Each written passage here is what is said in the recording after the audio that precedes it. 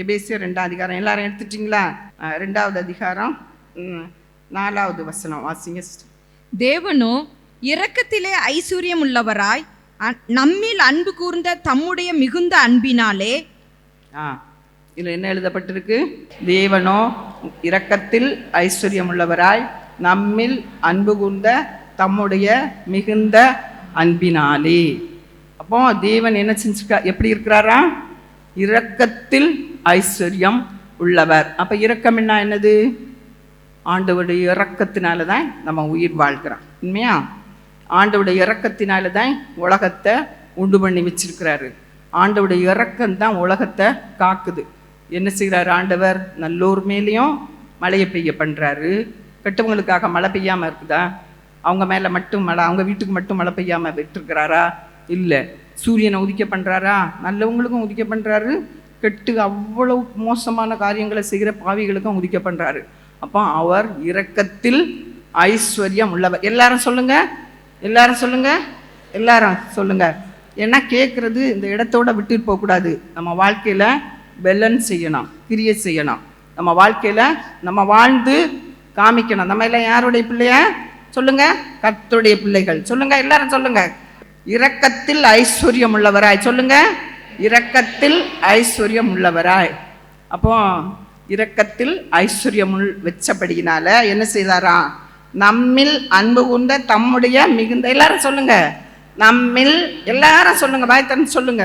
அப்போ இரக்கத்தில் ஐஸ்வர்யம் உள்ளவராய் நம்மில் அன்பு. எல்லாரும் சொல்லிட்டே இருங்க, சொல்லிட்டே இருங்க. அப்பதான் அந்த வசனம் என்ன செய்யும்? உள்ளுக்குள்ள பலன் செய்யும், கிரியை செய்யும், ஜீவன் உண்டாகும். இருந்த வண்ணமாவே இருக்கக்கூடாது, மாறணும். கிறிஸ்தவங்க என்ன செய்யணும்? 1 வயசு குழந்தை எப்படி இருக்குது? தூக்கிட்டே அலைகிறீங்க. 2வது வயசு குழந்தை, 3வது வயசு குழந்தை, நீ 10ஆம் கிளாஸ் போகிற வரைக்கும் இடுப்பில் தூக்கி வச்சுட்டா போவீங்க? கிடையாதுல்ல? யாராவது தூக்கி வச்சுட்டு போனீங்களா? அதே தான் கிறிஸ்துக்குள்ள என்ன செய்யணும்? சொல்லுங்க, எல்லாரும் வளரணும். சின்ன பசங்க எல்லாம் சொல்லுங்க, வாலிபர் சொல்லுங்க, வளரணும். எல்லாரும் வளரணும். அப்போ வசனம் உட்கொள்ளணும், வசனத்தை உட்கொள்ளணும். சரி, இப்போ இரக்கத்தில் ஐஸ்வர்யம் உள்ளவராய் தம்முடைய மிகுந்த அன்பினாலே. இப்போ வாங்க எபிரேயர் 5:8 வாங்க. அவர் குமாரனாய் இருந்தும் பட்ட பாடுகளினாலே கீழ்ப்படிதலை கற்றுக்கொண்டு. அல்லது அவர் தேவன், வானத்தை படைத்தவர், பூமியை எல்லாவற்றையும் படைத்தவர். அவர் இந்த பாருங்களேன், எல்லாரும் பட்ட பாடுகள். சொல்லுங்க, எல்லாரும் சொல்லுங்க, சொல்லுங்க, வாயில அறிக்கை பண்ணிக்கிட்டே இருங்க. பட்ட பாடுகள். யார் பட்ட பாடு? இயேசு. சொல்லுங்க, இயேசு. இயேசு பட்ட பாடுகளினாலே என்ன பண்ணாரா? கீழ்ப்படிதலை கற்று. அப்போ இயேசு அனுபவிச்ச பாடு, அந்த பாடினால அவரே கீழ்ப்படிதலை கற்றுக்கொண்டாராம். நமக்கெல்லாம் ஒரு பாடு வந்தா என்ன செய்வோம்? எத்தனையோ பேர் ஓடி போறவங்க இருக்காங்க. அதனால கீழ்ப்படிதலை கற்றுக்கொண்டாராம். இப்போ இயேசு பட்ட பாடை தான் நம்ம பார்க்க போறோம். எல்லாரும் மத்தேயு 27 வாங்க. மத்தேயு 27 எடுத்துச்சிங்களா? இயேசு பட்ட பாடுகள். அவர் இரக்கத்தில் ஐஸ்வர்யம், அதனால நமக்காக அவர் பட்ட பாடுகள். 27ஆம் அதிகாரத்தை எடுத்துச்சிங்களா? இப்ப 27ஆம் வசனத்தை வாசிங்க. அப்பொழுது தேசாதிபதியின் போர்ச்சேவகர் இயேசுவை தேசாதிபதியின் அரண்மனையிலே கொண்டு போய் போர்ச்சேவகரின் கூட்டம் முழுவதையும் அவரிடத்தில் கூடி வரச் செய்து. பட்ட பாடுகள். இயேசு யாருக்காக பட்ட பாடுகள்? சொல்லுங்க, எல்லாம் இப்படி கை வச்சு சொல்லுங்க. எனக்காக. சொல்லுங்க, நமக்காக பட்ட பாடுகளை தான் இன்னைக்கு பார்க்க போறோம். சரியா? என்ன பாடுகள்? முதலாவது என்ன செய்யறாங்க? இயேசுவை தேசாதிபதியின் போர் சேவகர் இயேசுவை தேசாதிபதியின் அரண்மனையிலே கொண்டு போய் போர் சேவகரின் கூட்டம் முழுவதையும் அவரிடத்தில் கூடி வர செய்து. இயேசு யாரு? சொல்லுங்க, தேவாதி தேவன், வானத்தை பூமியை சகலவற்றையும் படைத்த சர்வ லோகத்துக்கும் ராஜா. இன்னைக்கு உலகத்தை ஆளுகிற ராஜா யாருந்தேன்? இயேசு ராஜா தான் இந்த உலகத்தை ஆளுகை செய்கிறாரு. அந்த ராஜாவுக்கு முன்னாடி என்ன செய்யறாங்க? தேசாதிபதியின் போர் சேவகர் இயேசுவை தேசாதிபதியின் அரண்மனையிலே கொண்டு போய். இங்க யாரு? இப்ப யாரா இயேசு நிக்கிறாரு? சொல்லுங்க, குற்றவாளியா நிக்கிறாரு. இயேசு குற்றவாளியா. போர் சேவகரின் கூட்டம் முழுவதையும் அவரிடத்தில் கூடி வர செய்து. நீங்க ஒரு கற்பனை பண்ணுங்க. எப்பவுமே பைபிள் வாசிக்கும் போது கற்பனை பண்ணிக்கிட்டே இருக்கணும். இயேசு என் முன்னாடி இருக்கிறாரு, இயேசு இதை பேசுறாரு, நான் கேட்குறேன், அப்படி கற்பனை பண்ணிக்கிட்டே இருக்கணும். இப்பயும் ஒரு கற்பனைக்கு வாங்க. என்ன கற்பனை? கூட்டம் முழுவதும் கூடி நிற்குது. நடுவுல குற்றவாளி யாரு சொல்லுங்க? குற்றவாளி இயேசு. தப்பு தண்டனைக்குரியவர் இயேசு, தண்டிக்கப்படுகிறவர் இயேசு நிற்கிறாரு. போர்ச்சேவர் கூட்டம் முழுவதும் வந்து நிக்குது. அடுத்து என்ன பண்றாங்க? அடுத்த வசனத்தை வாசிங்க. அவர் வஸ்திரங்களை கழற்றி சிவப்பான மேலங்கியை அவருக்கு உடுத்தி. இப்ப என்ன செய்யறாங்க? நல்ல கற்பனையிலே இதை வச்சிருக்கணும். வாயில கேட்டேன், ஆமா என்னமோ பேசினாங்க, கேட்டேன், ஆமா நல்லதான் இருந்துச்சு அப்படின்ட்டு போகாதீங்க. இப்ப அந்த கற்பனை கொண்டு வாங்க. இயேசு நிக்கிறாரு இப்படி நடுவுல. அங்க என்னது? அரண்மனை எவ்வளவு பெருசா இருக்கும். அதுக்குள்ள இயேசு நிக்கிறாரு. நிக்கும்போது என்ன நடக்குது? எல்லாரும் யார் வந்து கூடி நிக்கிறா? படிச்சவங்கள இப்ப யாரு சொல்லுங்க? சொல்லி பேசிட்டே இருக்கணும். போர் சேவகரின் கூட்டம் முழுவதும், தேசாதிபதியின் அரண்மனையில போர் சேவகர் கூட்டம் முழுவதும் வந்து நிற்கிறாங்க. வந்து நின்று இயேசுவை என்ன செய்யறாங்க? எல்லாம் விழிப்பாக்களுக்கு வஸ்திரங்களை கலட்டுறாங்க. எல்லாம் சொல்லுங்க. வஸ்திரத்தை இதை கற்பனையிலே பற்றி ஒரு படமாவே வச்சு கொண்டு வாங்க. வஸ்திரங்களை கலட்டுறாங்க. அடுத்து என்ன போடுறாங்க? சிவப்பான மேல் அங்கி. இயேசுக்கு என்ன போடுறாங்க? சிவப்பான வஸ்திரங்களை கலட்டுறாங்க, சிவப்பான மேல் அங்கியை உடுத்துறாங்க. அடுத்த வசனத்தில் சொல்லியிருக்கும், முள்ளுகளால் ஒரு முடியை பின்னி. எதனால? முள்ளு. அது நீங்க படிச்சிங்களேன்னா, அந்த முள்ளை படிச்சிங்களேன்னா யூடியூப்ல போய் பாருங்களேன். எவ்வளவோ எத்தனையோ அங்குலம், அவ்வளோ பெரிய ஒரு முள்ளு, வெறும் முள்ளுனால என்ன செய்யறாங்க? இயேசுக்கு கிரீடம் செய்கிறாங்க. முடியும்னா கிரீடம் செய்து என்ன செய்யறாங்க? அவர் சிரசின் மேல் வைத்து, இப்ப அதை அப்படியே கற்பனை கொண்டு வாங்க. கையில் ஒரு கோலை கொடுத்து, வலது கையில் ஒரு கோலை கொடுத்து அவர் முன்பாக முழங்காப்படுகிறாங்க. இதுக்கு என்ன அர்த்தம்? பரியாசம் பண்றாங்க. என்னது? யூதருடைய ராஜாவே வாழ்க. அவர் யூதருக்கு ராஜாவா? உலகம் முழுவதுக்குமே ராஜா. இப்ப என்ன நடக்குது? உலகத்தை ஆளுகிற ராஜா. அப்போ அவர் முன்னாடி முழங்காட் போட்டு என்ன செய்யறாங்க? யூதருடைய ராஜாவே வாழ்க என்று அவரை, அந்த கீழே வார்த்தை பாருங்க, பரியாசம் பண்ணி என்ன பண்றாங்க? எல்லாரும் பரியாசம் பண்றாங்க. அடுத்து என்ன செய்யறாங்க? அடுத்து அந்த வசனத்தில் அப்படியே வசனத்தை ஃபாலோ பண்ணிட்டே இருங்க, பார்த்துட்டே இருங்க. அவர் மேல் துப்பி என்ன செய்யறாங்க? துப்பி. உங்க யார் மேலேயாச்சும் யாராச்சும் என்னைக்காச்சும் துப்பி இருக்கீங்களா? துப்புனா என்ன ரியாக்ஷன் பண்ணுவீங்க? யோசிச்சு பாருங்க, கொஞ்சம் யோசிச்சு பாருங்க. துப்பி அவர் கையில, வலது கையில கொடுத்தாங்க இல்ல கோலை எடுத்து அவர் சிரசிலே அடித்தார்கள். என்னது? கோலை எடுத்து அந்த முள்ளு மேல அடிக்கிறாங்க. யோசிச்சு பாருங்க. முள்ளு மேல அடிச்சா எப்படி இருக்கும்? யாராவது நம்ம என்னைக்காவது இப்படி ஒரு பாடுபட்டிருக்கிறோமா? பரியாசம் பண்ணாங்கப்பா, பெரிய பாடு, குடும்பத்தில் பயங்கர கஷ்டம், என்னால் தாங்க முடியல. இத்தனை பேர் சொல்கிறோம். என்ன பாட சொல்கிறோம்? இயேசுக பாடா? பரியாசம் பண்ண பின்பு என்ன செய்கிறாங்க? உடுத்தின மேலங்கிய கலட்டுறாங்க. சிலுவையில் யாரையும் படிப்பா கொண்டு போகிறாங்க. அப்போ கூடி வர எல்லாரையும் வர செய்கிறாங்க.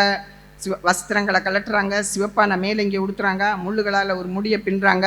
அவர் சிரசின் மேலே வச்சு வலது கையில் கோலை கொடுத்து என்ன செய்கிறாங்க? முழங்கால் படிக்கிட்டு பரியாசம் பண்ணுறாங்க. பண்ணிட்டு அப்புறம் என்ன கொடுக்குறாங்க அவருக்கு? கசப்பு கலந்த காடியை. 34ஆம் வசனத்தை பாருங்க. கசப்பு கலந்து, இது அப்படியே உங்கள் முன்னாடி ஒரு பிக்சராக படமாக நீங்கள் வச்சுக்கோங்க மைண்டுக்குள்ளே. கசப்பு கலந்த காடியை அவருக்கு கொடுத்து என்ன செய்கிறாங்க? அவரை வாழ்த்துறாங்களாம், பரியாசம் பண்ணி காடியை கொடுத்து.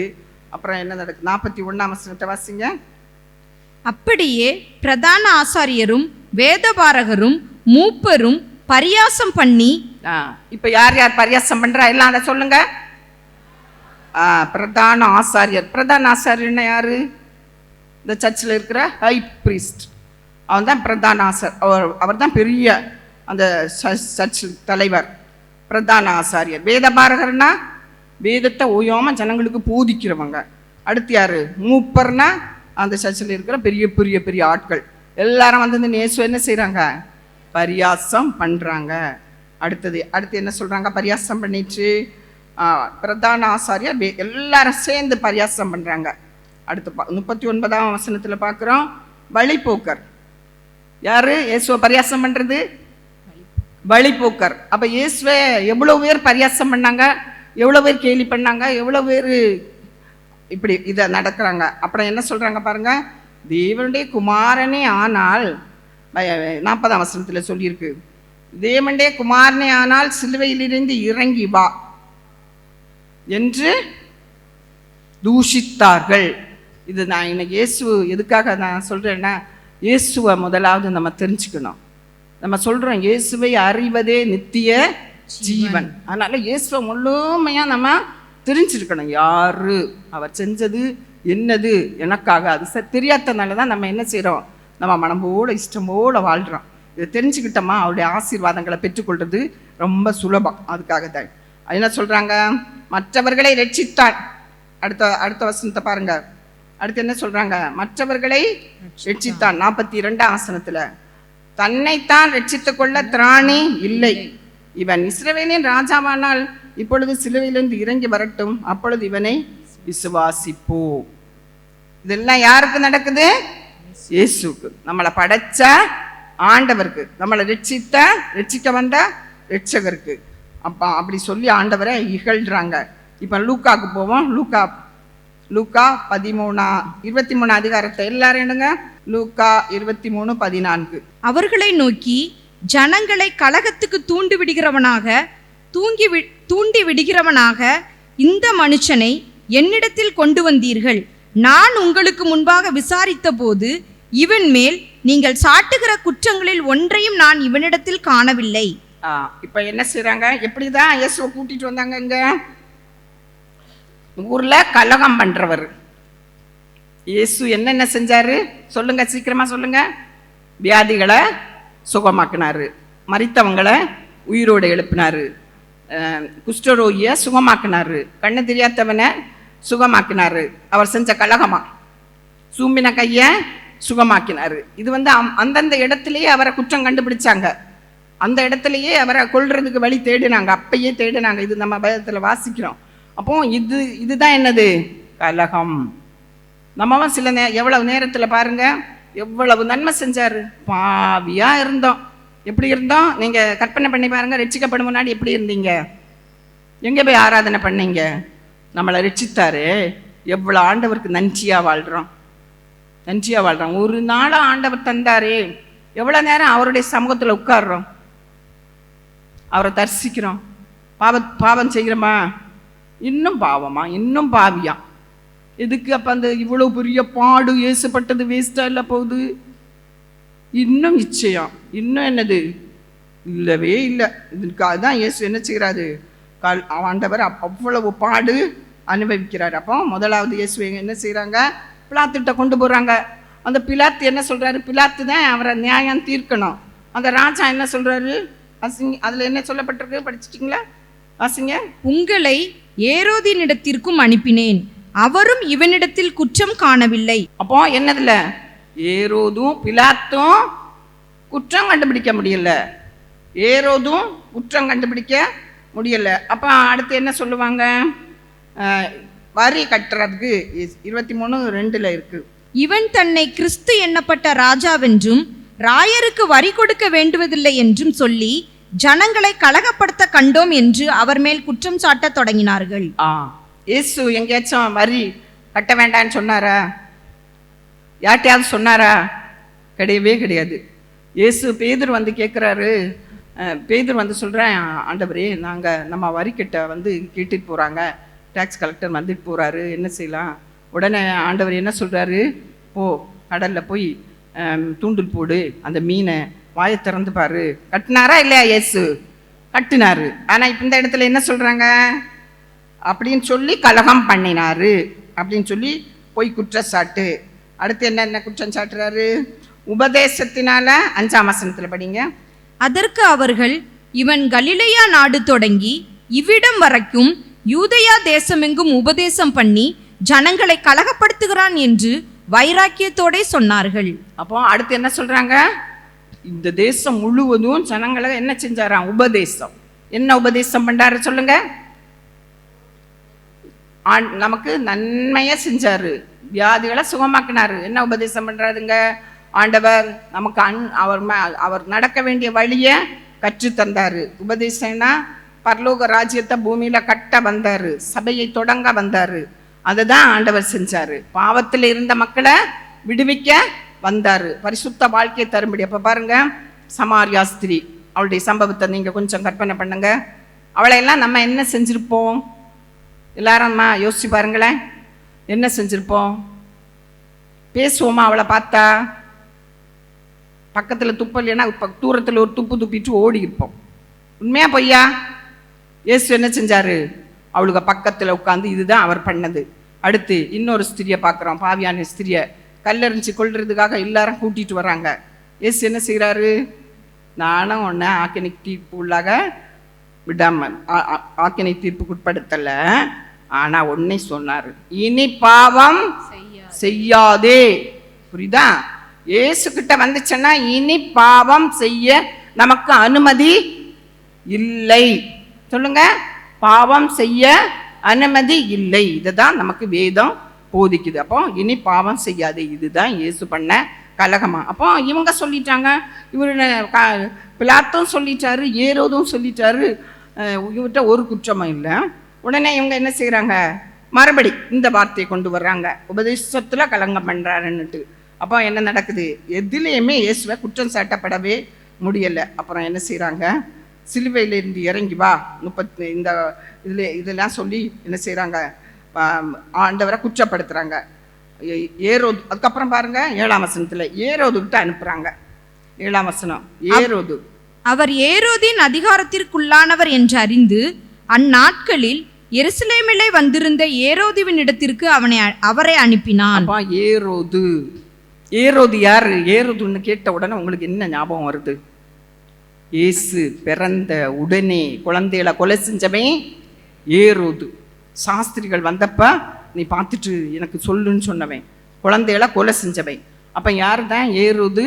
இயேசுவுக்கு எப்போதுமே எதிராளியாக இருக்கிறவன், எதிராளியாக எப்போதுமே இயேசுவை கொலை செய்ய வகை தேடிக்கிட்டு. அப்போ ஏரோதுகிட்ட உடனே அனுப்புகிறாங்க. அப்போ ஏரோதுக்கும் அவனுக்கும் பிலாத்துக்கும் பிரச்சனை இருந்ததுனால அவங்க பேசாமல் இயேசு போனோன்னு அவங்க மனம் பொருந்திச்சாங்க. அப்புறம் என்ன நடக்குது? பிடிவாதமாக குற்றம் சாட்டி நின்றார்கள். அப்போ அதில் என்ன நடக்குது? அதுலேயும் ஒரு குற்றமும் கண்டுபிடிக்க முடியவில்லை. அப்போ இவ்வளவு எதை நம்ம பார்த்துட்டு இருக்கிறோம்? இயேசு பட்ட பாடு, நமக்கு கிடைச்ச ரட்சிப்பு.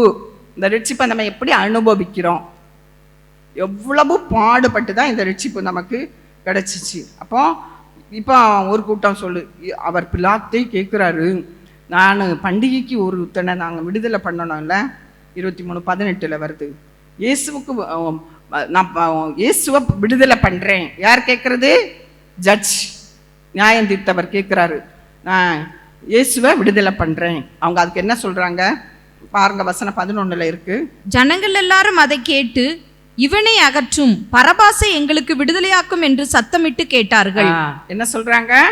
இவனை அகற்றும். யாரை விடுதலையாக்கணும்? பரபாசனா ஒரு பெரிய திருடன், அந்த ஊருக்குள்ள பெரிய கலகம் பண்ண அவனை விடுதலையாக்க சொல்லிட்டாரு. அப்புறம் என்ன செய்யறாங்க? குற்றவாளிகளோட அங்க 33ஆம் வசனத்துல எங்க அவரை சிலுவையில் அரைஞ்சிருக்கு? குற்றவாளிகள் அறையக்கூடியதான இடத்துல அவரை அரைஞ்சு சிலுவையில் அரைகிறாங்க. அப்போ ஆண்டவர் எதனால அப்படி அரைகிறாங்க? இவன் பெரிய குற்றவாளி. யாரு? இயேசு குற்றவாளி அப்படின்னுட்டு நிரூபிக்கிறதுக்கு, அதை வெளிப்படுத்துறதுக்காக செய்கிறாங்க. இப்போ மார்க் 15 அதிகாரத்தில் வாசிங்க, மார்க் 15:28.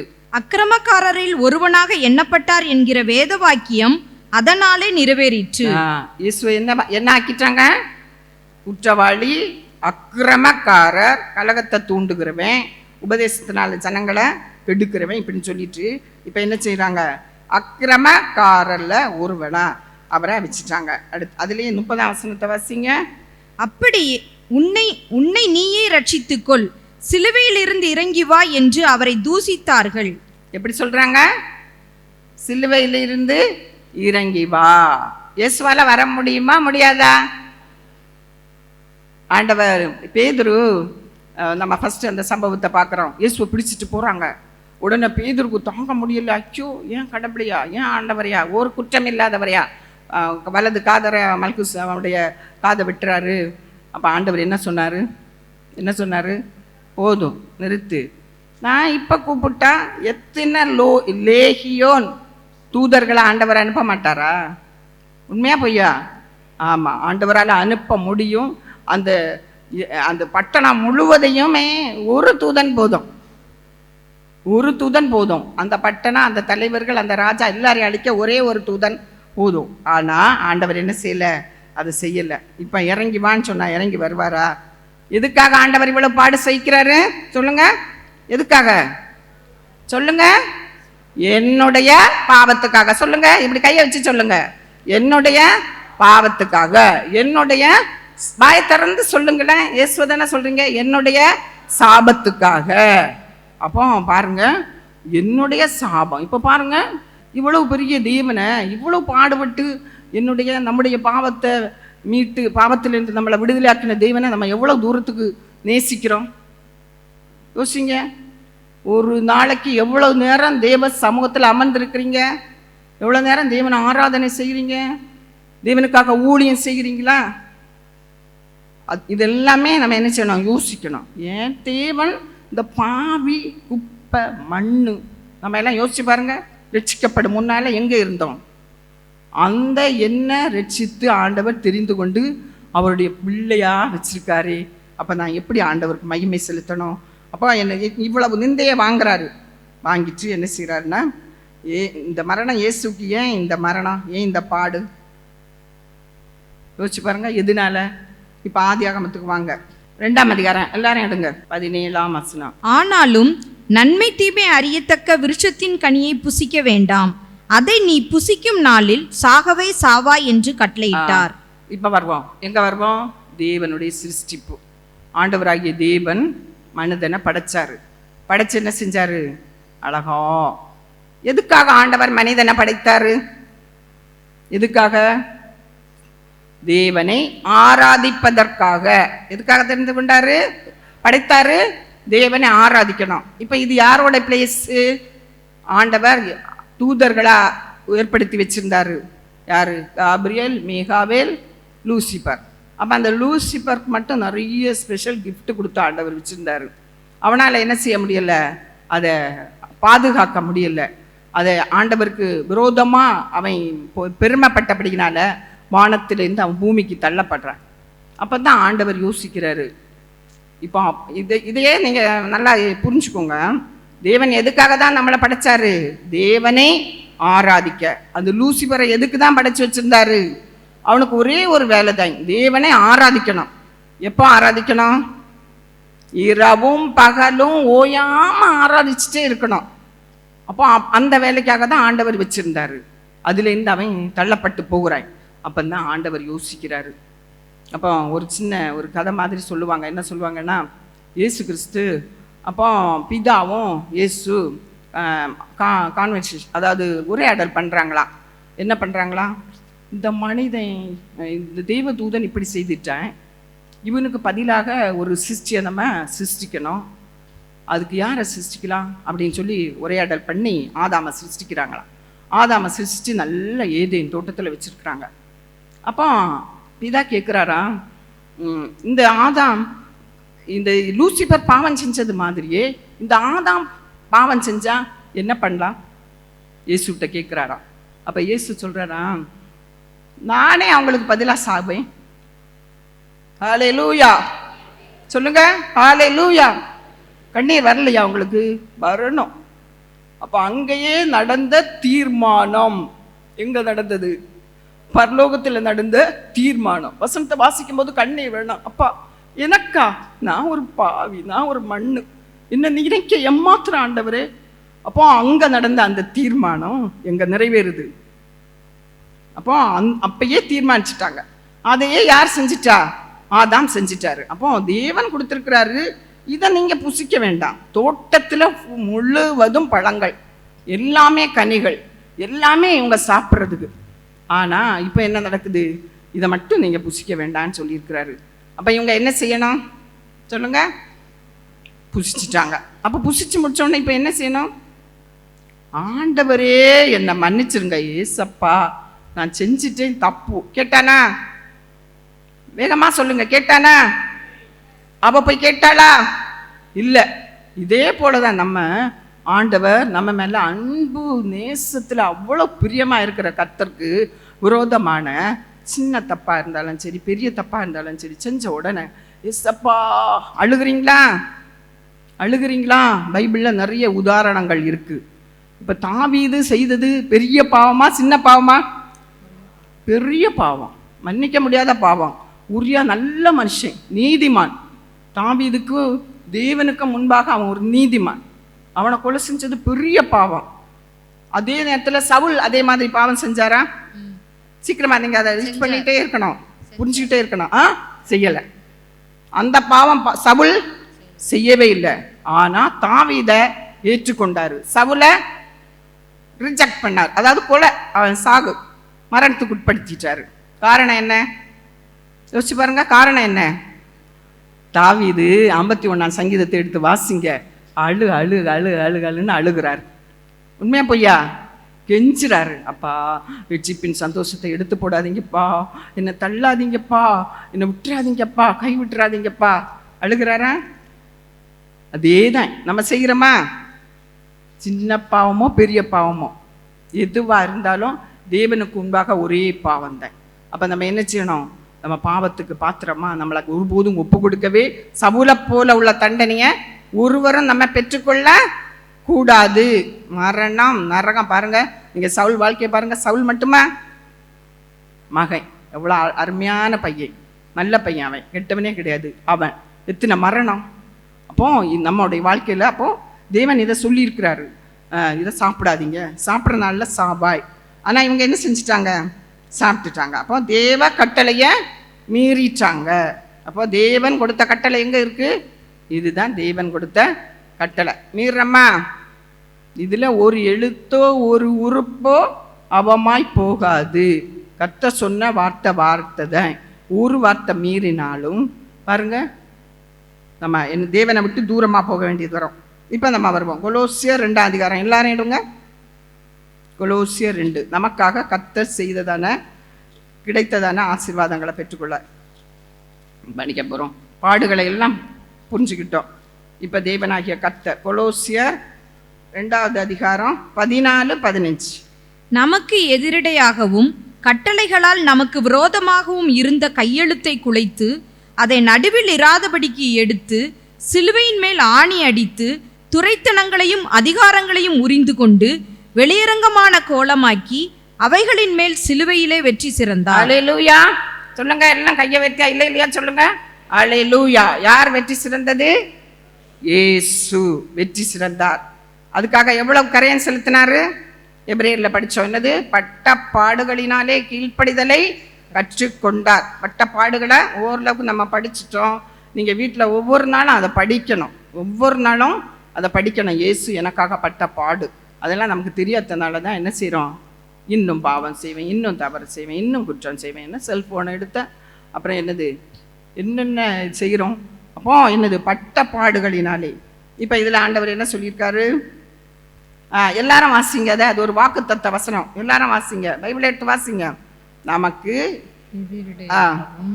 எதிரடையாகவும் கட்டளைகளால் நமக்கு விரோதமாகவும் இருந்த கையெழுத்தை குலைத்து அதை நடுவில் இராதபடிக்கு எடுத்து சிலுவையின் மேல் ஆணி அடித்து. எதை ஆண்டவர், எதுக்காக ஆண்டவர் இவ்வளவு பாடுபட்டது? எதுக்காக? என்னது? அன்னைக்கு ஆதாம் ஏவாள் என்ன செஞ்சாங்க சொல்லுங்க? என்ன செஞ்சாங்க? அது ஆண்டவர் கொடுத்த. அப்புறம் அவங்க என்ன பண்ணாங்க? ஆண்டவர் பார்த்தாரு, ஒரு மன்னிப்பு கேட்கல. அவனும் போய் ஒளிஞ்சுக்கிட்டான், அவளும் போய் ஒளிஞ்சுக்கிட்டா. கடைசியில் ஏசப்பா வழக்கமாக வர போல வந்து கூப்பிட்றாங்க. தேவன் கூப்பிட்றாரு. கூப்பிட்டா என்ன செய்கிறாங்க? ஆண்டவரே. அப்போ ஆண்டவர் கேட்குறாரு அவங்கள்ட்ட, என்ன நீ நான் சாப்பிடக்கூடாதுன்னு சொன்ன பழத்தின் கனியை பூசிட்டாயா? ஆமாம் ஆண்டவரே. ஸ்திரி கொடுத்த. ஆண்டவர் யார்கிட்ட கட்டளை போட்டாரு? ஆதாமுக்கு கட்டளை கொடுத்துருந்தாரு. இப்போ என்ன சொல்கிறேன்? இந்த ஸ்திரி கொடுத்தா. அவன் என்ன சொல்கிறான்? இந்த சர்ப்பம் என்ன வஞ்சித்துது. இப்போ 2 பேரும் மன்னிப்பு கேட்கவே இல்லை. கேட்டிருந்தா கண்டிப்பாக ஆண்டவர் இரக்கம், கிருபை, மன்னிப்பு உள்ளவர். அப்போ என்ன செய்யணும்? அந்த பாவத்தை ஆண்டவர் என்ன செய்கிறாரா? சிலுவையில் நமக்கு எதிரடையாக கட்டளைகளால் நமக்கு விரோதமாக இருந்த கையெழுத்தை எல்லாரும் அதை வாசிங்க. அது ஒரு வாக்குத்தத்தம். உங்கள் பிள்ளைகளுக்கெல்லாம் சொல்லி சொல்லி சொல்லி நீங்கள் ஜெபம் பண்ணக்கூடிய வாக்குத்தத்தம் வாசிங்க. அதை மனப்பாடம் பண்ணுங்க வீட்டில் போய். நமக்கு எதிரடையாகவும் கட்டளைகளால் நமக்கு விரோதமாகவும் இருந்த கையெழுத்தை குலைத்து அதை நடுவில் இராதபடிக்கு எடுத்து சிலுவையின் மேல் ஆணி அடித்து. அப்போ இவ்வளவு ஆண்டவர் செஞ்சு முடிச்சிட்டாரு. இன்னும் போய் நான் என்ன செய்யக்கூடாது? பாவம் செய்ய கூடாது. ஏன்னா வாக்குத்தத்தங்க இருக்கு. இயேசு சிலுவையில் ஆணி அடிச்சிட்டார். நம்ம செஞ்ச எல்லா பாவத்துக்குரிய தண்டனைய இயேசு ஏற்றுக்கொண்டார். கடைசியா பார்க்குறோம் இயேசு என்ன செய்யறாரு? நம்ம கைகளில் செய்கிற பாவத்துக்கு 2 கையில் எவ்வளோ பெரிய ஆணி, எவ்வளோ அங்குலம்பாங்க. ஆணி இல்லை, அது இவ்வளோ பெரிய ஒரு இது. என்னது அது? ஆணின்னு சொல்ல மாட்டோம் நம்ம எல்லாம். அது என்னமோ இது உளி, அப்படி தானே? உளி மாதிரி தான் இருக்கும் உளி. இந்த 2 கையிலையும் அடிக்கிறப்போ கையில் செஞ்ச பாவங்களை எல்லாம் அவர் அந்த தண்டனையை ஏற்றுக்கொண்டார். நம்ம செஞ்ச பாவத்தை, நம்ம சிந்தனையை பாருங்க. சிந்தனையில் எவ்வளோ பாவம் செய்கிறீங்க? ஒரு நாள் யோசிச்சு பாருங்க, எவ்வளோ பாவம். நம்ம சிந்திக்க வேண்டியது யாரதான்? அடுத்து அந்த வசனத்தில் வரோம், சிந்திக்க வேண்டியது இயேசுவதாய். ஆனால் இதில் என்னத்துக்கு தேவையில்லாத சிந்தனை. எவ்வளவு சிந்திக்கிறோம், எவ்வளவு யோசிக்கிறோம், எவ்வளவு வண்டியா ஒவ்வொரு நாளும் யோசிக்கிறீங்க அந்த பாவத்துக்காக தலையில். அப்புறம் பாருங்க நெஞ்சில் ஒரு பெரிய, அதுவும் ரொம்ப அகலமானதான், அப்படியே குத்துற இது இங்கே குத்துற கால்களில். அப்போ இது எல்லாவற்றையும் ஆண்டவர் ஏற்றுக்கொண்டாரு. எதுக்காக? நம்முடைய நேரடியாக நமக்கு என்னது?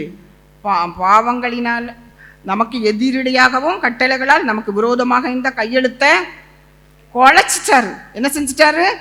குலைச்சிட்டாரு. ஆண்டவர் எடுத்து அதை நடுவில் இராதபடிக்கு அதை தூக்கிட்டாரு. தூக்கி என்ன செஞ்சிட்டாரு? சிலுவையின் மேல் ஆணி அடிச்சார். அப்போ ரட்சிக்கப்பட்ட நம்ம எல்லாருக்கும் என்னது சொல்லுங்க? பாவத்திலேருந்து விடுதலை. சொல்லுங்க, வாய் திறந்து நல்லா அறிக்கை பண்ணுங்க. பாவத்திலேருந்து விடுதலை, சாபத்திலேருந்து விடுதலை பெற்றுட்டோமா இல்லையா? பெற்றுட்டோமா இல்லையா? ஆமா. அடுத்து என்னது? துரைத்தனங்களும் அதிகாரங்களும் உறிஞ்சிட்டார். அவனுக்கு ஆதாம ஏவாளம் கொடுத்த அந்த துரைத்தனங்களை அதிகாரங்களையெல்லாம் உறிஞ்சி வெளியரங்கமான கோலமாக்கி அவைகளின் மேல் சிலுவையில் வெற்றி சிறந்தார். அல்லேலூயா சொல்லுங்க, அல்லேலூயா. வார்த்தைகள் நம்முடைய இருதயத்தில் பேசும்போது உடனே என்ன செய்யணும்? நம்மவா அல்லேலூயா அல்லேலூயா சொல்லணும். ஏன்னா நம்ம எந்த ஸ்தானத்தில் வைக்கப்பட்டிருக்கிறோம்? லூசிபருக்கு பதிலாக தேவனை ஆராதிக்கிறவர்களாக. எப்பமோ நம்முடைய இருதயம் என்ன செய்யணும்? கர்த்தரை துதிச்சுட்டே இருக்கணும். வாய் துதிச்சுட்டே இருக்கணும். எத்தனை மணி நேரம் துதிக்கலாம் நீங்களே சொல்லுங்க. அது கடைசியில் நம்ம பார்க்க போகிறோம். அப்போ இரவும் பகலும் ஓய்வு, என்ன வேலை செஞ்சாலும் துதிக்கக்கூடாதா? சாப்பிட்ற நேரம் மட்டும்தான். அப்போ இருதயத்தில் துதிச்சுக்கணும். நம்ம சாப்பிட்டுட்டு இருக்கிறோம் வேக வேகமாக மின்னு ருசிச்சு சாப்பிட்ற நேரம் மட்டும்தான் வாயத்திறந்து துதிக்க முடியாது. மற்ற நேரம் எல்லாம் என்ன செய்யணும்? துதிச்சுட்டே இருக்கணும். ஏசப்பா நல்லவர், நீங்கள் கொடுத்த சாப்பாடு, நீங்கள் கொடுத்த உணவு, நீங்கள் கொடுத்த தண்ணி, நீங்கள் கொடுத்த காற்று, நீங்கள் கொடுத்த சூரிய வெளிச்சம், இதெல்லாம் ஆண்டவர்கிட்ட துதிச்சுட்டே இருக்கணும். அப்போ ஆண்டவர் இவ்வளோ காரியத்தை அதில் செஞ்சு முடிச்சிருக்கிறாரு. 3. இப்போ 3க்கு வாங்க. கொலோசியர் 3 நீங்கள் 3:1. நீங்கள் கிறிஸ்துவுடன் கூட எழுந்ததுண்டானால் கிறிஸ்து தேவனுடைய வலது பாரசத்தில் வீற்றிருக்கும் இடத்தில் உள்ள மேலானவைகளை தேடுங்கள். அல்லேலூயா. இப்போ நான் கேட்குறேன், எத்தனை பேர் நீங்கள் கிறிஸ்துவுடனே கூட எழும்புனீங்க? அவங்க மட்டும் கை தூக்குங்க. பார்த்தீங்களா? கிறிஸ்துவுடனே கூட. அப்போ நம்ம என்ன செய்யறது? இப்போ 2:20 வாசிங்க. நீங்கள் கிறிஸ்துவுடனே கூட உலகத்தின் வழிபாடுகளுக்கு மரித்ததுண்டானால் இன்னும் உலக வழக்கத்தின்படி பிழைக்கிறவர்கள் போல. எப்படி மரிச்சோம்? என்னது? உலகத்தின் வழிபாடுகளுக்கு மரித்தோமா இல்லையா? இப்போ வாங்க 1 பேதுரு 3:21 வாசிங்க. இதனால நம்ம மரித்தோம், எப்படி நம்ம பிழைத்தோங்கிறது வரும். 3:21. அதற்கு ஒப்பனையான ஞானஸ்நானமானது மாம்ச அழுக்கை நீக்குதலாயிராமல் தேவனை பற்றும் நல் மனசாட்சியின் உடன்படிக்கையாயிருந்து இப்பொழுது நம்மையும் இயேசு கிறிஸ்துவினுடைய உயிர்த்தெழுதலினால் ரட்சிக்கிறது. அப்ப ஞானஸ்நானம் எடுத்தவங்க மட்டும் கை தூக்குங்க. ஞானஸ்நானம் எடுத்தவங்க மட்டும் கை தூக்குங்க. அப்போ ஞானஸ்நானம் எடுத்தோம்னா இப்போ என்ன ஆயிடுச்சு? அப்போ ஞானஸ்நானம்ன்றது நம்ம ஞானஸ்நானம் தொட்டிக்குள்ளே முக்கி தான் கொடுப்பாங்க. குளிக்கிறது இல்லை, அழுக்க கழுவுறது இல்லை. அதான் அந்த வசனம் சொல்லுது. குளிக்கிறதும் இல்லை, அழுக்க கழுவுறதும் இல்லை. என்னது? நல் மனசாட்சியின் உடன்படிக்கை. அது என்னது? உடன்படிக்கை. யாரோட உடன்படிக்கை? இயேசுவோட. பரலோகத்தில் இருக்கிற இயேசுவோட பூமியில் இருக்கிற நான் பண்ணுகிற உடன்படிக்கை என்னது? ஞான ஸ்நானம். அப்ப அந்த எழுந்தது உண்டானால் இப்ப நம்ம என்ன செய்யணும்? கொலோசியர் 3:2 வாசிங்க. பூமியில் உள்ளவைகளை அல்ல, மேலானவைகளையே நாடுங்கள். எதை தேடணும் சொல்லுங்க? பூமியில் உள்ளவைகளை அல்ல. நம்ம எதை தேடிட்டு இருக்கிறோம்? யோசிங்க. எதை தேடிட்டு இருக்கிறோம்? வானத்தையும் பூமியையும் படைத்த சர்வ வல்லமையுடைய கர்த்தர் எல்லாரையும் போஷிக்கிறாரு, எல்லாரையும் பாதுகாக்கிறாரு, எல்லாரையும் பராமரிக்கிறாரு. சின்ன குழந்தை, நம்ம குழந்தை இருக்குது, இதிலே தான் அதை இடுப்பில் ஃபஸ்ட்டு வயிற்றுல சுமந்தோம் அம்மா, அடுத்து அதை இடுப்பில் தூக்கணும், தோள் மேலே சுமந்தீங்க, அடுத்தது என்னது? அதை ஸ்கூலுக்கு அனுப்புனீங்க, என் பிள்ளை ஃபஸ்ட் ரேங்க் வாங்கணும். முழு நேரமாக எதுக்காக செலவழிக்கிறீங்க? வேதம் என்ன சொல்லுது? அந்த பிள்ளை மேலேயே தான். சர்ச்சுக்குள்ளே வந்தால் கூட அந்த பிள்ளையை கொஞ்சம் நிப்பாட்ட மாட்டோம். தப்பு கிடையாது, நான் தப்புன்னு சொல்லலை. அப்போ எதுக்காக? மேலானவைகளை நாடுங்கள். அதுக்கு முந்தின வசனத்தில் பார்த்தோம், கிறிஸ்து தேவண்டே வருது வாசல் வீட்டுக்கு இடத்துள்ள மேலானவைகளை தேடுங்கள். வசனத்தை திறந்து படிச்சுட்டே இருங்க. எதனால நம்ம பாவத்துக்குள்ளே சிக்கிறோங்கிறது வசனம் நமக்கு வெளிப்படுத்துது. இதை நம்ம தேடுறது கிடையாது. என்ன செய்ய போகிறோம்? நல்லா கொடுத்தான் பிசாசு. ஒரு செல்ஃபோன் பிசாசுன்னு சொல்கிறதுக்கு இல்லை, எனக்கிட்டே செல்ஃபோன் இருக்குது. நான் கிறிஸ்துவை தவிர, கிறிஸ்துவின் வளர்றதுக்கு தவிர வேறு எதையுமே அதை பார்க்க மாட்டேன். கர்த்தருக்கு முன்பாக நிற்கிறேன். அப்போ அதுக்காக பயன்படுத்தலாம். ஆனால் இப்போ என்ன செய்றீங்க? யோசிங்க. ஜெபிக்கிற நேரம் என்ன ஆகிப்போச்சு? வேதம் வாசிக்கிற நேரம் என்ன ஆகிப்போச்சு? தேவனோடு உள்ள உறவு என்னாச்சு? தேவனுக்காக ஊழியம் செய்கிறது என்ன ஆகிப்போச்சு? யோசிச்சு பாருங்க. எத்தனை பேர் வச்சிருக்கிறீங்க, அதில் எப்படி உபயோகப்படுத்துறீங்க? ஆமாம், எல்லாருமே ஒரு நாள் எங்கே நிற்கணும் சொல்லுங்க? தேவன் முன்பாக நிற்கணும். அன்னைக்கு இயேசு யாரு? ஜட்ஜ்க்கு முன்னாடி போய் கேட்க முடியுமா? ஆமாம், நம்ம அந்த டிவோஷனில், டெய்லி டிவோஷனில் டெய்லி கேளுங்களாம், ரொம்ப நம்ம பிரயோஜனமாக இருக்கும். அப்போ ஒருத்தர் ஒரு தவறு செஞ்சாராம். அப்போ கூட போய் ஒருத்தர் அவரை காப்பாற்றிட்டு வந்துட்டாராம். திருப்பி 2வது தடவை இப்போ தவறு செஞ்சுட்டு வர்றாரு. ஆனால் இப்போ அந்த காப்பாற்றினவருக்கு என்ன பொசிஷன்னா ஜட்ஜாக இருக்கிறாராம்.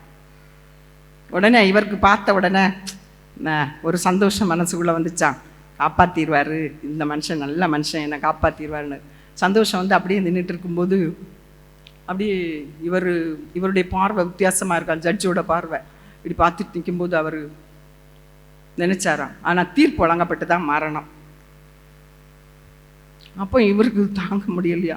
அப்புறம் போய் கேட்டார், இல்லைம்மா நான் அந்த போஸ்ட் வேறு, அப்போ இருந்த நிலைமை என்னுடைய பொசிஷன் வேறு, இப்போ நான் ஜட்ஜி, இதில் கரெக்டு உண்மையை நான் பேசி தான் ஆகணும். அப்போ அன்னைக்கு எப்படி இருப்பார் இயேசு? சொல்லுங்க, எல்லாரும் சொல்லுங்க. ஜட்ஜ், நியாயாதிபதி, நியாயம், சரியான நியாயம் செய்கிறவர். இயேசு லஞ்சம் வாங்குவாரா? இந்த சிஸ்டர்கிட்ட கொஞ்சம், இந்த அக்காட்ட கொஞ்சம், இந்த அண்ணன்ட்ட கொஞ்சம் வாங்குவாரா? நோ, கிடையவே கிடையாது. அன்னைக்கு ஜட்ஜ். நம்ம பண்ண பெட்ஷீட்டுக்கு உள்ள இதை பொத்தி வச்சு செல்ஃபோனை பார்த்தது எல்லாம் எங்கே வரும்? தம்பிமார் சொல்லுங்க. படம் வரும், ஸ்க்ரீன் வரும். நம்ம நினைக்கிறோம் நாங்கள் தான் எங்கள் பிள்ளைகளை எல்லாம் படம் எடுத்து வச்சுருக்கோம், அவர் வச்சுருப்பார். அப்புறம் நம்ம பேசின வார்த்தைகள் படம் வரும். யாரும் சொல்ல வேண்டிய அவசியமே இல்லை. நான் செஞ்ச தப்பை நானே சொல்ல வேண்டிய அவசியம் இல்லை. எங்கே வந்து நிற்கும்? அங்கே வந்து நிற்கும். அப்போது நம்ம என்ன செய்கிறோம்? அதையெல்லாம் நம்ம வாழும்போதே தெரிஞ்சுக்கொள்ளணும். அந்த பூமியில் வாழும்போதே இதெல்லாம் நம்ம பைபிளில் கடவுள் அழகாக எழுதி கொடுத்துருக்குறாரு. இதுதான் சத்தியம். இந்த சத்தியம் பைபிளில் தான் எழுதி வச்சுருக்கோம். இதை என்ன செய்யணும்? படிச்சுக்கணும். அப்போ ஏனென்றால் 3ஆம் வசனத்தில் சொல்லியிருக்கு, நீங்கள் மரித்தீர்கள், உங்கள் ஜீவன் கிறிஸ்துவுடனே தேவனுக்குள் மறைந்திருக்கிறது. மறிச்சிங்களா இல்லையா? ஞானஸ்நானத்தின் மூலமாக அடக்கம் பண்ணப்பட்டு ஆயிற்று. அடக்கம் பண்ணீங்களா இல்லையா? அடக்கம் பண்ணி ஒரு மாமிசத்தையோ நம்ம ஒருத்தவங்கள அடக்கம் பண்ணிட்டு வர்றோம். ஒரு 3 மாதம் கழிச்சு போங்க, நிறைய பேர் சொல்லுவாங்க நாங்கள் கல்லறை கட்டி வைக்க போகிறோம்பாங்க. நீங்கள் கல்லறையில் போய் குடியிருக்க போகிறீங்க, இல்லை பக்கத்தில் குடிசை போட போகிறீங்களா? தேவையே இல்லை. போட்டாச்சுன்னா அவ்வளோதான். அது ஆவி எங்கே போயாச்சு? பரலோகத்துக்கு போயாச்சு. அங்கே உள்ளுக்குள்ளே கிடையவே கிடையாது. அதனால் கல்லறையிலலாம் நமக்கு அந்த பற்று வேண்டாம். என்ன செய்யுங்க, ஆவி பரலோகத்துக்கு போயாச்சு. இல்லை, அப்படி நம்ம பத்திரமா படுத்தி வச்சுட்டு வந்துட்டு ஒரு 6 மாதம் கழித்து நீங்கள் போகிறீங்க. ரொம்ப ஆசை வந்துச்சு. போய் ஆசை அம்மா அல்லது அப்பா அல்லது ரொம்ப நெருங்கினவங்க, கணவன் மனைவின்னு சொல்லி வச்சுக்கோமே, போய் தோண்டி தோண்டி பார்க்குறீங்க. அங்கே என்ன இருக்கும் சொல்லுங்க வேகமா? புழு தான் இருக்கும். புழு ஒரு சமயம் காலி பண்ணியிருக்கோம். அப்படிதான், அதுதான் இருக்கும். அதே மாதிரி தான் ஞானஸ்நானத்தின் மூலமாக நீங்கள் என்ன பண்ணியாச்சு? பாவத்தை அடக்கம் பண்ணியாச்சு. சொல்லுங்க, பாவத்தை இப்படி கை வச்சு சொல்லுங்க, என் பாவத்தை எல்லாம் அடக்கம் பண்ணியாச்சு. இனிமே அந்த பாவத்தை செஞ்சா எப்படி இருக்கும்? அந்த கல்லறைக்கு போங்க, அதை வாங்க, எப்படி இருக்கும்? அதுதான் அங்கே இருக்கும். புரியுதா? அதனால என்ன செய்யக்கூடாது? பாவம் செய்ய அனுமதி வேதத்தில் நமக்கு இல்லை. தவறு செய்ய அனுமதி இல்லை. அப்போ என்ன செய்யணுமா? நீங்கள் மரித்தீர்கள், உங்கள் ஜீவன் கிறிஸ்துவுடனே கூட தேவனுக்குள் மறைந்திருக்கிறது. எல்லாம் அப்படியே ஜெபம் படிச்சுட்டே வாங்க. நம்முடைய ஜீவனாகிய 4ஆம் வசனம், ஜீவனாகிய கிறிஸ்து வெளிப்படும் போது நீங்களும் அவரோடைய கூட மகிமையில் வெளிப்படுவீர்கள். எங்க வெளிப்பட போறோம்? இயேசுவோட கூட வெளிப்பட போறோம். எங்க? இயேசு வரும்போது என்ன செய்வாரா? நம்மளை மறுரூபமாக்குவாராம். இந்த மாம்சத்தில் ஆண்டவர் கூட்டி போல, இந்த ட்ரெஸ்ஸில் கூட்டி போல, இந்த தோரணையில் நம்மளை ஆண்டவர் கூட்டிட்டு போக மாட்டார். மறுரூபமானாதான் அங்கே போக முடியும். இதுக்கான வசனத்தை நம்ம படிங்க. வெளிப்படுத்தல் 4ஆம் அதிகாரத்தில் சொல்லப்பட்டிருக்கோம். அப்போ அதில் தேவன் பரலோகத்தில் எப்படி இருக்கிறான்னு அப்படியே ஃபிகர் அங்கே இருக்கும். அதை படிக்க போகிறோம். எல்லாரும் எடுங்க வெளிப்படுத்தின 4. அப்போ இங்கே சம்பவம் பார்க்குறோம். யோவான் ஆவிக்குள்ளாகிறாரு. அது பிதா ஆண்ட உடனே அங்கே சத்தம் கேட்குது, ஏறிவான்னு சொல்லி சத்தம் கேட்ட உடனே அங்கே அவர் பரலோக காட்சி ஆண்டவர் அவருக்கு காமிக்கிறாரு. 5ஆம் வசனத்தை வாசிங்க. அந்த சிங்காசனத்திலிருந்து மின்னல்களும் இடி முழக்கங்களும் சத்தங்களும் புறப்பட்டன. தேவனுடைய 7 ஆவிகளாகிய 7 அக்கினி தீபங்கள் சிங்காசனத்திற்கு முன்பாக எரிந்து கொண்டிருந்தன. இதுல நீங்க வீட்டுல போய் படிங்க, இப்ப படிக்க முடியாது. அப்போ நான் 3ஆம் வசனம் சொல்லியிருக்கு, அங்க சிங்காசனம் இருக்குது, ஒரு வாசல் திறக்குது, ஏறிவான்னு சொல்ற சத்தம் கேட்குது. ஆவிக்குள்ளாகிறாரு, சரீரத்தில் போகல, ஆவிக்குள்ளாகிறாரு, மேலே ஏறி போறாரு. அங்க போகும்போது ஒரு வாசல் திறக்குது. வாசல் அப்புறம் பார்க்குறாரு, ஒரு சிங்காசனத்தை பார்க்குறாரு. சிங்காசனத்தில் யார் இருக்கிறது? ஏசு. அப்படி அவருக்கு அழகு 3ஆம் வசனத்தை நல்லா படிச்சுக்கோங்க. பார்வைக்கு வச்சிரக்கல் பதுமராகம், சிங்காசனத்தை சுற்றி வானவில்லு, சிங்காசனத்துக்கு முன்னாடி கண்ணாடி கடல், 24 மூப்பர்கள் சிங்காசனத்தை சுற்றி. இதுதான் தேவன், நம்முடைய தேவனாகிய கர்த்தர் வீற்றிருக்கிற இடம். அப்போ அங்க இருந்து என்ன செய்யறாங்க? அப்புறம் பார்க்குறோம், ஜீவன்கள் பார்க்குறோம். அது எல்லாம் என்ன சொல்லியிருக்கு, என்ன சொல்றாங்க பாருங்க. அதுல 8ஆம் வசனத்துல இருக்குது, நான் சொல்றேன். இருந்தவரும் இருக்கிறவரும் வருகிறவருமாகிய சர்வ வல்லமை உள்ள தேவனாகிய கர்த்தர். எல்லாரும் கொஞ்சம் சேர்ந்து வாசிங்களா. பரிசுத்தர் பரிசுத்தர் பரிசுத்தர் என்று இரவும் பகலும் ஓய்வில்லாமல் சொல்லி கொண்டிருந்தன. அப்ப பரலோகத்துல என்னதான் நடக்குது? இரவும் பகலும். சொல்லுங்க, இரவும் பகலும், ஓய்வே இல்லை. என்னதான் வேலை? அங்க போய் சமைக்க வேண்டியதில்லை, துவைக்க வேண்டியதில்லை, கூட்ட வேண்டியதில்லை, பெருக்க வேண்டியதில்லை. ஆனா என்னது? இரவும் பகலும் ஓய்வில்லாமல். நம்ம யாரை போலதான் இருக்க போறோம்? தேவ தூதர்களை போலதான் இருக்க போறோம். அங்க போய் கணவன் மனைவி பிள்ளை பாசம் பற்று இல்லவே இல்லை. சரியா? அப்ப தேவ தூதர்களை போல இருந்து என்ன செய்ய போறோம்? தேவனை ஆராதிச்சுட்டே இருக்க போறோம். அப்புறம் 24 மூப்பர்கள் இருக்கிறாங்க. அவங்க என்ன செய்யறாங்க? 11ஆம் வசனத்துல சொல்லியிருக்கு, தேவரே மகிமையும் கனத்தையும் வல்லமையும் பெற்றுக்கொள்ளுகிறதுக்கு பாத்திரரா இருக்கிறீர். ஏன்னா நீர் தான் சகலத்தையும் சிருஷ்டித்தீர், உம்முடைய சித்தத்தினாலே அவைகள் உண்டாயிருக்கிறவைகளும் சிருஷ்டிக்கப்பட்டவைகளுமாய் இருக்கிறது. அப்போ நம்முடைய தேவனாகிய கர்த்தர் யாரு சொல்லுங்க? சிருஷ்டி கர்த்தர். எல்லாரும் கொஞ்சம் அறிக்கை பண்ணுங்க. சிருஷ்டி, வெட்கப்படாதீங்க. தேவனை சொல்ல வெட்கப்படவே செய்யாதீங்க. இந்த பூமியில நம்ம வெட்கப்பட்டா அங்க என்ன நடக்கும்? வேகமா சொல்லுங்க. இயேசு வெட்கப்படுவாராம். நம்ம போய் நிற்கும் போது இது என் பிள்ளை அப்படின்னு சொல்ல வெட்கப்படுவாராம். வசனம் இருக்கா இல்லையா? இருக்குது. அதனால என்ன செய்யுங்க? இயேசுவை அறிவிக்க வெட்கப்படாதீங்க. போங்க, 10 ட்ராக்ஸை கையில எடுங்க, இருக்கிறவங்க கை அங்கே எங்கேயுமா கொடுத்துக்கிட்டே இருங்க. இயேசு மகிமைப்படுவார். இயேசு சந்தோஷப்படுவார். உயிர்த்தெழுந்த இயேசு என்ன சொன்னார்? புறப்பட்டு போய் சகல ஜாதிகளுக்கும் சுவிசேஷத்தை அறிவியுங்கள். ஒரு நாள் எத்தனை பேருக்கு சுவிசேஷத்தை அறிவிக்கிறோம்? ஒரு நாள் கூட ஒரு 10 பேருக்கு சுவிசேஷம் அறிவிக்காமல் தூங்காதீங்க. கடைக்கு போனால் 10 ட்ராக்ஸை கொண்டு போங்க, மாலுக்கு போனால் கொண்டு போங்க, மார்க்கெட் போனால் கொண்டு போங்க, தப்பே கிடையாது. ஏன் நம்ம போய் அங்கே போய் பிரசங்கம் பண்ண வேண்டாம். நம்ம சிரித்து பேசுவோம், நிறைய பேர்கிட்ட பேசுவோம். மார்க்கெட் போனாலும் ஒரு 10-15 பேர்கிட்ட பேசுவோம். அவங்களுக்கு மட்டும் அன்பாக கொடுங்க, இதை படித்து பாருங்கள் சிஸ்டர், உங்களுக்கு மன ஆறுதலாக இருக்கும், சமாதானம் கிடைக்கும், இன்னும் ஒருத்தர்கிட்ட சொல்ல நித்திய ஜீவன் கிடைக்கும். இப்படி சொல்லி அப்போ ஆண்டவருடைய கட்டளையை நிறைவேற்றணும். ஆண்டவர் அவர் இந்த பாடுகள் படாமல் இருந்தால் இன்னைக்கு நம்ம யாராக இருந்திருப்போம் சொல்லுங்க? பாடுகள் படாமல் இருந்தால் அந்த ஆதாமை போல ஏவாளை போல ஒளிஞ்சிக்கிட்டு தான் இருந்திருப்போம். ஆனால் ஆண்டவர் என்ன செஞ்சார்? அவருடைய பட்ட பாடுகளினாலே கீழ்ப்படிதலை அவர் கற்றுக்கொண்டாராம். அவர் இரக்கத்தில் ஐஸ்வர்யம் உள்ளவராய் தம்மை தாமே ஜீவ பலியாக ஒப்பு கொடுத்தாராம். அப்போ ஜீவ பலி, நீங்கள் எல்லாம் இதை ஒவ்வொரு நாளும் நீங்கள் காலையில் எழுந்திரிச்சு அதை அப்படியே நீங்கள் வாசித்து கற்பனை பண்ணணும். இயேசு தலை யோசிச்சு பாருங்கள், கண்ணாடி முன்னாடி பாருங்கள், இயேசுடைய தலை, இயேசுடைய கைகள், இயேசுடைய இருதயம், இயேசுடைய கால்கள். இது மட்டுமா? இயேசுடைய சரீரம் முழுவதும் எப்படி இருந்துச்சு? உழுகிறவனுடைய படைச்சாலை போல இருந்துச்சான். எப்படி உழுவாங்க? உழும்போது ஒரு இடம் கூட கீழே விட மாட்டாங்க. ஏன்னா அந்த இடத்துல போகிற பயிர் முளைக்காமல் போயிடும். ஃபுல்லாக அந்த இது எவ்வளோ பெரிய ஒரு இது ஆயுதம், அதை வச்சு உழுவாங்க. அந்த உழுகிறவனுடைய அந்த நிலத்தை போல இயேசுடைய முதுகு சரீரம் முழுவதும் பிஞ்சி தொங்குது. எதுக்காக? வேகமாக சொல்லுங்க. எதுக்காக? நான் பரலோகத்துக்கு போகிறதுக்காக. சொல்லுங்க, நான் பரலோகத்துக்கு போகிறதுக்காக, நான் பாவத்திலிருந்து விடுதலை அடையும்படியாக. சொல்லுங்க, எல்லாரும் சொல்லிட்டே இருங்க. நான் பரலோகத்துக்கு போகிறதுக்காக, நான் பாவத்திலிருந்து விடுதலை அடையும்படியாக, நான் பரிசுத்தமாக வாழும்படியாக இயேசு தன்னை ஜீவ பலியா, அதான் சொல்லப்பட்டிருக்கு, இரக்கத்தில் ஐஸ்வர்யம் உள்ளவராய். அப்போ அவருடைய இரக்கத்துக்கு முடிவு இருக்கா? இல்லவே இல்லை.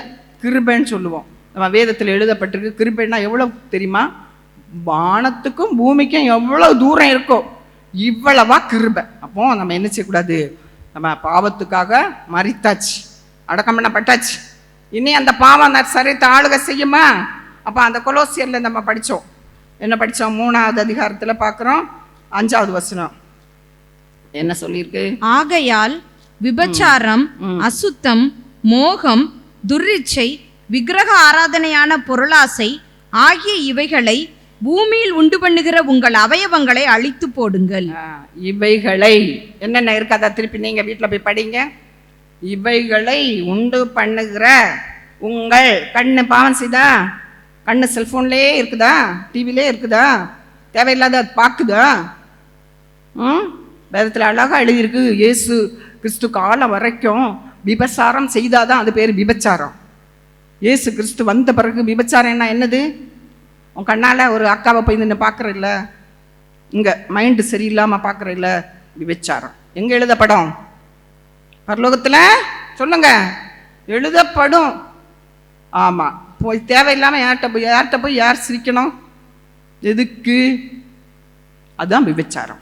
அதெல்லாம் அழகாக ஆண்டவர் எழுதி வச்சிடும். அது ஆண்டவர் இயேசு உபதேசம் எல்லாம் சொல்லும்போது சொல்லுவார், அது பூர்வத்தாருக்கு அப்படி எழுதப்பட்டது, ஆனால் நீங்களோ. அது பூர்வத்தாருக்குன்னா பழைய ஏற்பாட்டு விசுவாசிக்குரியது. விபச்சாரம் செய்தாதான் விபச்சாரம். புதிய ஏற்பாட்டு விசுவாசி என்னது? கண்ணால் போய் அக்காவை, தங்கச்சியை, அவங்களையெல்லாம் அவங்களுக்கு சிஸ்டராக பார்க்கணும், சகோதரியாக பார்க்கணும், சகோதரனாக பார்க்கணும், அங்கிள் ஆண்டி, அவங்கள கனத்துக்குரியவங்களாக பார்க்கணும். அப்படி நம்ம பார்த்தா பாவம் செய்வோமா? ஆமாம். எங்கே போனாலும் கர்த்தர் நமக்கு கொடுத்தது கிஃப்ட்டு பரிசுத்தம். எதனால? இயேசுடைய சிலுவையில் மரித்து நமக்கு அவர் உயிர்த்தெழுந்தபடினால அந்த பரிசுத்தத்தை நம்ம என்ன செய்யணும்? காத்துக்கொள்ளணும். எது வரைக்கும் காத்துக்கொள்ளணும் சொல்லுங்க? பரலோகத்தில் போய் சேர்ற அண்ணன் வரைக்கும் காத்துக்கொள்ளணும். அங்கே அவர் ஜட்ஜ். எல்லாரும் எந்திரிச்சு இல்லைங்க, எல்லாம் சோம் பண்ணுவோம். தேவன் இயேசு எல்லாம் சொல்லுங்க, ஏசப்பா, நல்ல கத்தியே சொல்லுங்க, ஏசப்பா என்னுடைய பாவத்தையும் என்னுடைய சாபத்தையும் என்னுடைய ஆண்டவரே அப்பா எல்லா பாவத்திலிருந்தும் என்னை விடுதலை ஆக்கின கர்த்தர் நீங்க ஆண்டவரே.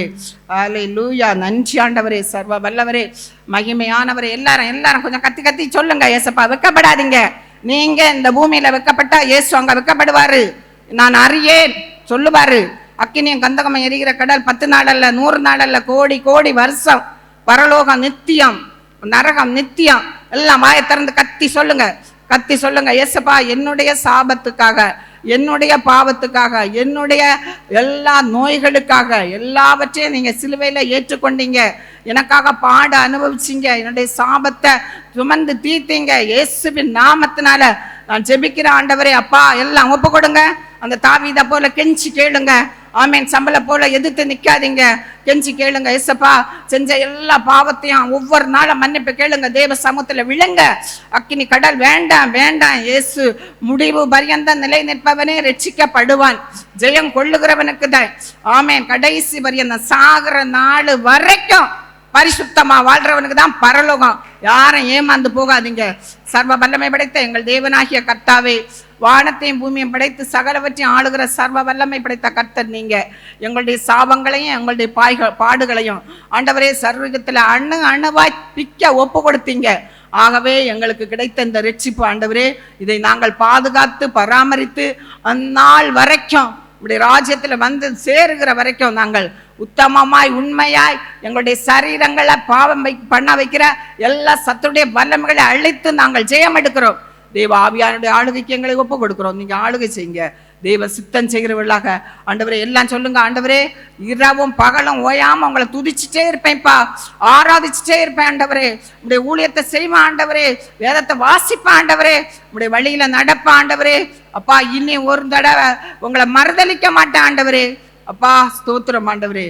எங்கள் பிதாவே, பரலோகத்தின் ராஜாவே, அப்பா, உடைய வார்த்தை ஜீவனானது, எங்களுக்குள்ள ஜீவனை பிறப்பிப்பதாக. உடைய நாமத்துக்கு மகிமையாய் வாழ ஆண்டவரே, இயேசுவே ஆண்டவரே, அப்பா, நாங்கள் மகிமைப்படுத்துகிறவர்களாக வாழ முழு சபையாய் எங்களை ஒப்பு கொடுக்கிறோம். நீங்க ஆளுகை செய்யுங்க. துதி கன மகிமை எல்லாவற்றையும் உமக்கே செலுத்துகிறோம். இயேசு கிறிஸ்துவின் நாமத்தில் ஜெபங்களும் எங்கள் நல்ல பிதாவே. ஆமென். ஆமென்.